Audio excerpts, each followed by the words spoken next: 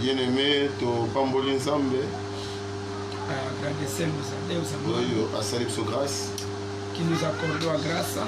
Yo zala les bienvenus. Tu és bem-vindo. Nzambe alola azwa lokumu. Nosso Deus seja louvado. To thème na biso tolobela renoncer à tout. A nossa tema é renunciar por todas as coisas. Alombango papa pasteur Meshaka tengo la biso na mokanda ya Luc 14, verset 25 à 35. Vamos lendo no livro de Lucas 14, 25 até 35. Bato mingi bazalaki kolanda Yesu. Ye abaluki pe alobi na bango. Moto oyo alingi koya epai na ngai akoki kozala moyekoli na ngai te soki azali kolinga liboso tata na ye, mama na ye, mwasi na ye, bana na ye, to pe bandeko na ye, ezala ata bomoi na ye moko. Moto oyo aboyi komema uluze na ye pe kolanda ngai akoki kozala moyekoli na ngai te. Pamba te na kati na bino moto oyo alingi kotonga ndako moko,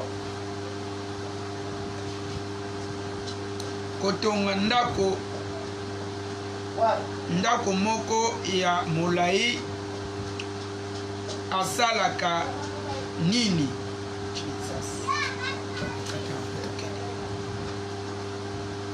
Kataka toko to pamboli nzambe. Agradecemos a Deus. A lecture eza molai. A leitura é longa. Katika pona tango na biso. Cortamos através do nosso tempo. Bien-aimé, awa Yesu azalaki na baekoli. Jesus Cristo tinha os seus discípulos. Ayekoli bana kolanda ye. Os discípulos estavam de seguir. Atali bato, atali baekoli boye.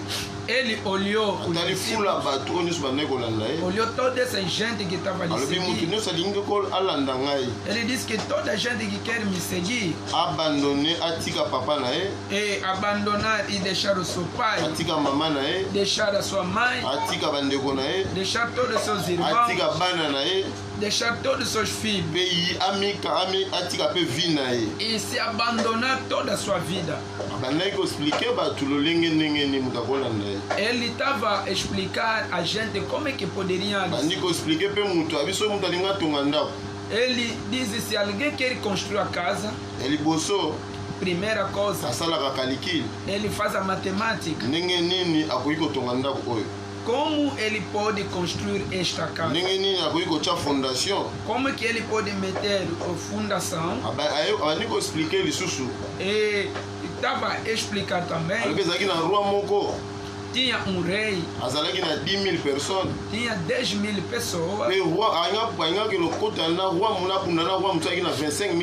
E ele queria ir combater o outro rei que tinha 25.000 pessoas. Dizem-lhe, é impossível de um homem que tem 10.000 pessoas vencer esse tipo de... Se há embaixada, este homem deveria procurar paz. Ele explicava muitas coisas. Mostrou também as coisas de sal. Ele explicou também que sal é boa. Se tem o seu sabor. Se perdeu o seu sabor, então isso não presta. Dentro da terra, as pessoas também que têm como metendo isso na terra, não tem mais importância. Deveriam adaptar. Amado, vamos falar. Jesus também disse que aquele que quer lhe seguir deve levar cruz. abandaki kopesa bakategori nini moto akoki kolanda Jésus Christ. Mostrava a categoria como é que o homem pode seguir Jesus. alobi aboya akabwana bandeko na ye. Ele deve se negar e negar também os seus irmãos. soki obiboyi te Se você não se negar, oza dini ta kolanda Jésus você Christ. não é digno de seguir Jesus. lingi oloba langage oyo elingi oloba nini Essa linguagem quer dizer que kotia yesu na première place. colocar Jesus em primeiro lugar. bato ebele batiaka bandeko batiaka bana na bango na première place. Há muitos que colocam seus irmãos em primeiro lugar. batiaka mwasi alingaka mwasi ne makasi koleka Jésus. Ama a mulher dele mais que Jesus. alingaka nzoto na ye koleka Jésus. Ama o seu corpo mais que Jesus. alingaka famille ne koleka meme nzambe. Ele ama a sua família mais que Deus. amonaki qualité ya bato mingi bazalaki na altitude wana. Ele viu essa qualidade das pessoas que tinham esta posição. bible elobi ke ye asondaka le cœur et le rein. A Bíblia diz que ele sonda os pensamentos e o coração. ayebisi bango Ele lhes disse: oyo balingi alanda ngai aquele que quer me seguir il faut aboya akabwana libota na ye deveria se separar com a sua mpe família amema ekulusu. e leva a cruz. ekulusu bien aimé A cruz, amado, ezali mpena pasi. é difícil levar. bien aimé awa tolingi tolobela komiboya Aqui queremos dizer se negar, korenonce na nyonso se negar com todas as coisas, kotika mabe. abandonar o mal. motu oyo alingi kolanda yesu masiya Aquele que quer seguir Jesus il faut atika oyo eza ya mabe. deve deixar tudo que é de mal. esika toyeti kotanga na mokanda oyo Donde que lemos aqui neste livro, jésus azopesa attention. Jesus estava a dar intenção, jésus azokebisa biso estava a mandar cuidar. kolanda ye ezosenga fo kozala na baregle. E se você quer lhe seguir, deve ter a regra. ezali te ke kolandeka na loyenge te. Não pode seguir Jesus à toa, não. ebele balanda yesu ti lelo bakabwana na bamabota na bango te.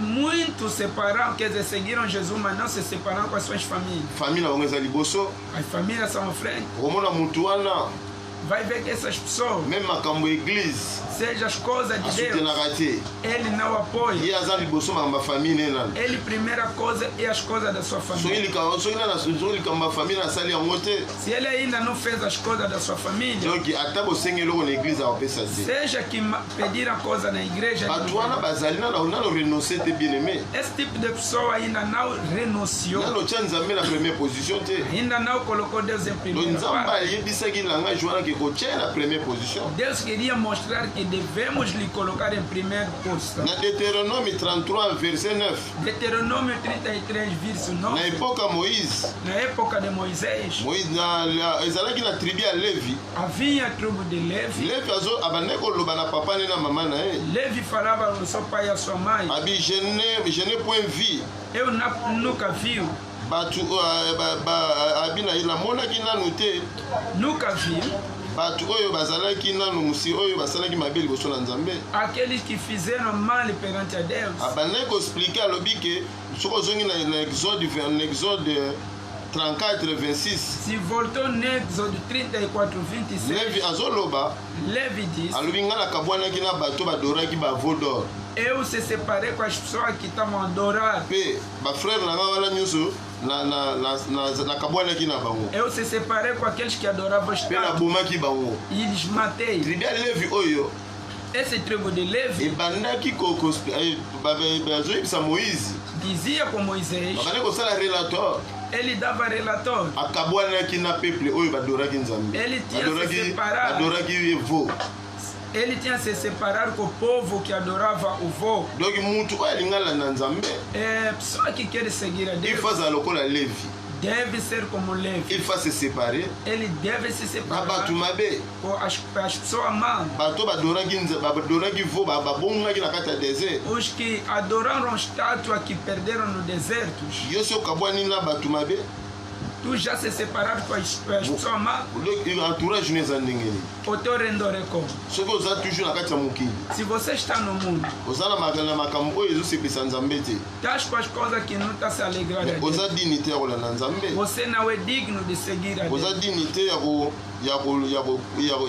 ya koglorifie nzambe Você não é digno de glorificar a Deus. soki bana israel ntango badoraki nzambe Seus filhos, badoraki vo o filho de Israel, quando adoraram o vô, levi o Levi, bazalaki bato bazalaki mise à part o Levi estava afastando. batelemelaki peuple wana oyo basali comportement Eles resistiam os seus irmãos que cometiam assim. babandi koloba biso na ngana makambo wana tozalaki te Dizem que nós não podemos entrar nessas coisas. oyo nzambe azosepela na bato abongo bakabwana Deus ama as pessoas desse tipo para se separar. yo mpe fo kabwana na mokili Você também deve se separar com fo kabwana na bakamarade ya mabe se separa com maus amigos. tika renonce Deve se renunciar. omema ekulusu na yo Leva a sua cruz. nzambe akosepela na yo Vai se alegrar de ti. nabomaka kozala le vrai disciple Para ser verdadeiros discípulos, soki okabwa orenonce não pode, quer dizer, vai ser verdadeiro discípulo se você renunciar, omiboyi se anegar. kose renonce elingi koloba komiboya Quer dizer, renunciar quer dizer se negar, kokabwana badésir charnel se separar com desejos. lokola lobi carnais. tolobelaki c'est la pureté Ontem falamos acerca da pureza. nzambe azolinga bakalite wana Deus queria essa qualidade kozala le vrai disciple para ser verdadeiro, kozala mwana na ye para ser o filho dele. il faut orenonce Você deve renunciar, otika mabe deixar o mal, otya nzambe na première position colocar Deus em primeira posição.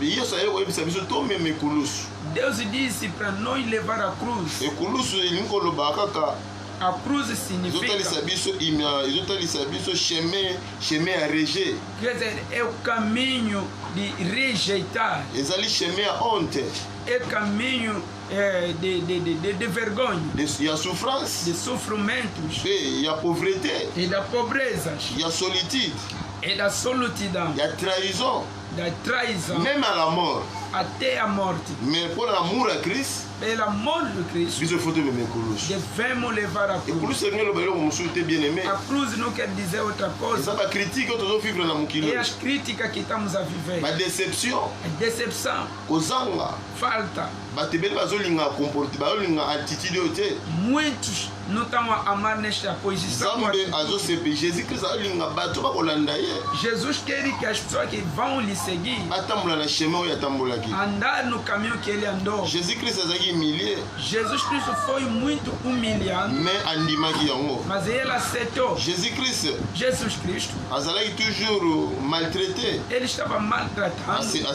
andimaki yango ele tinha aceitado. bien aimé Amado, nzambe alobi torenonce Deus disse que renunciamos, tomema ekulusu levamos a cruz. so tomema ekulusu Se nós levamos a cruz, wana akosepela na biso ele vai ser alegre. ezali lokola awa na texte balobi ke eza na moto azolinga atonga ndako É como está nos dizer, exemplo do homem que quer construir casa. il faut aza soki ndako esili te Se a casa não está pronta, ezalaka soni é vergonha. lelo biso Nós, bachrétien cristãos, tozali lokola projet ya construction é como projeto da construção. soki toresiri te Se nós não conseguimos, architecte oyo aza nzambe esses arquitetos que é Deus, asepelaka te não alegre. moto atongaka ndako O homem que está soki construindo, azotonga ndako na ye se está construindo a sua casa, ndako esili te casa não acabou, azalaka toujours na souci ele tem ficando triste. eza lokola vi na biso badisciple É como nossa vida de discípulos. soki tozoresiri te Se nós não estamos a conseguir, tozobela estamos a ficar doentes, toza toujours na mikakatano temos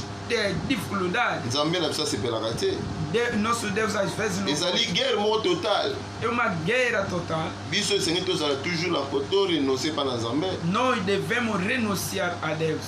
wana tokomona loboko na nzambe Assim que vamos ver a mão de Deus. soki na verset 33 Se você ir no verso 33, abi torenonce na nyonso ele diz devemos renunciar com todas as coisas. esika teme nini na biso evandeli É donde a nossa tempo. moïse Moisés arenosaki renunciou totalement en égypte totalmente no Egito.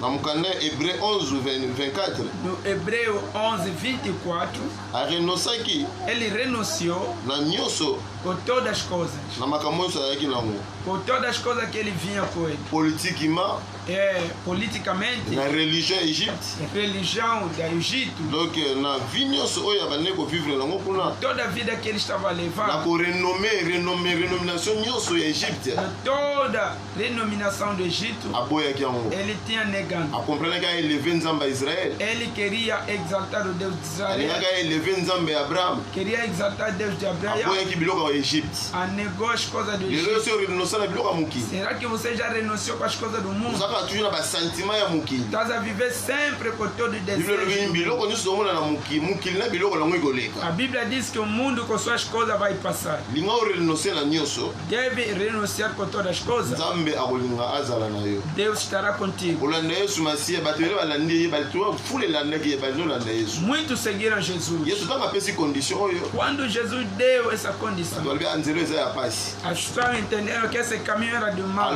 eza de nzela dor, souffrance. caminho de dor. yesu alobi so moto alinga alandanga Jesus disse: se alguém quer me seguir, arenonse na nyonso deve renunciar com mpe tudo ameme kulusu. e leva a cruz. bien aime toza lokola mungwa.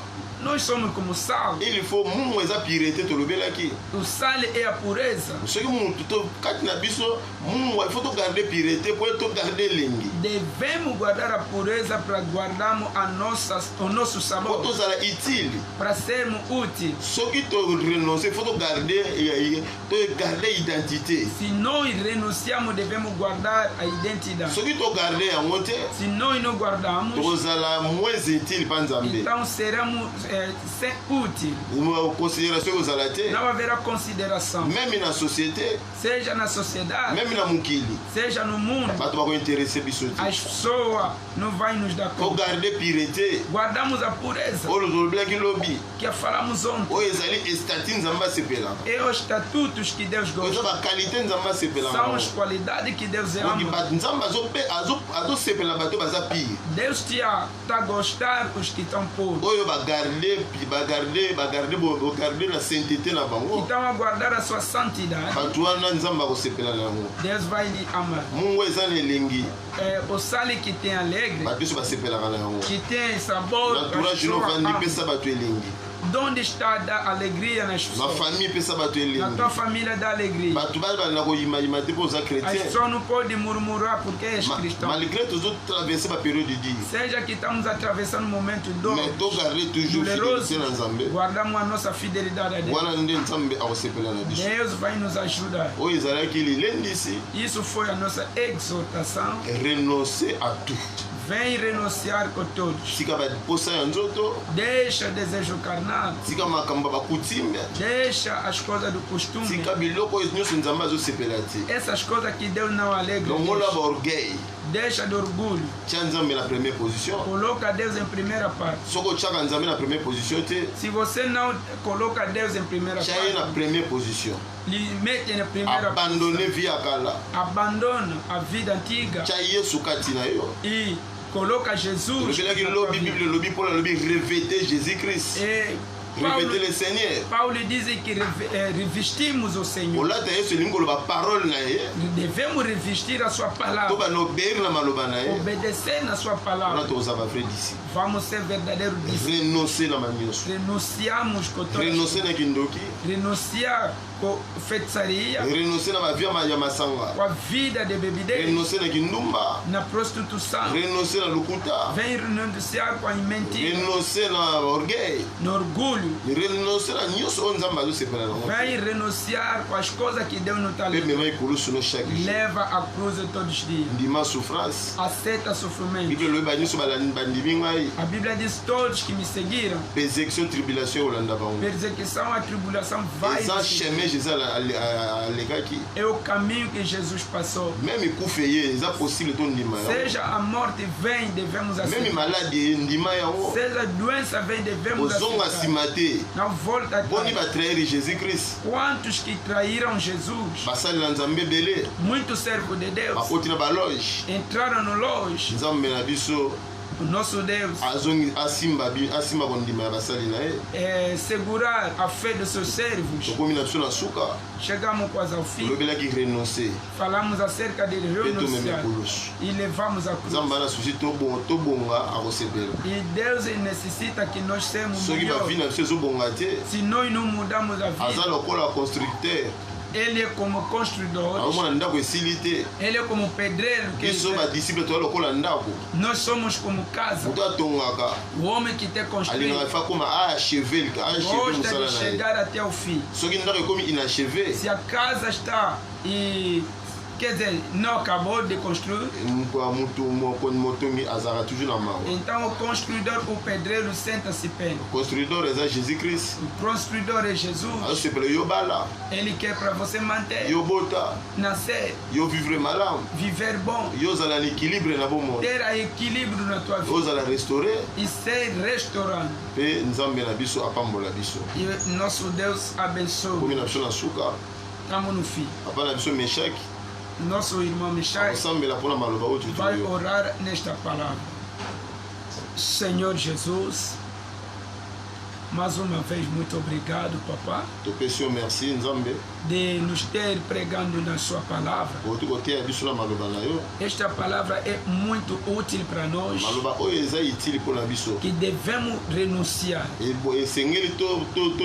Se queremos te seguir, se queremos ser os teus discípulos, devemos renunciar, abandonar tudo que é mal e seguir a você. Pai, pela nossa força não conseguiremos, mas vem cada vez mais nos ajudar através do teu Espírito. Em nome de Jesus. Amém. Amen. Deus abençoe. Se encontramos amanhã.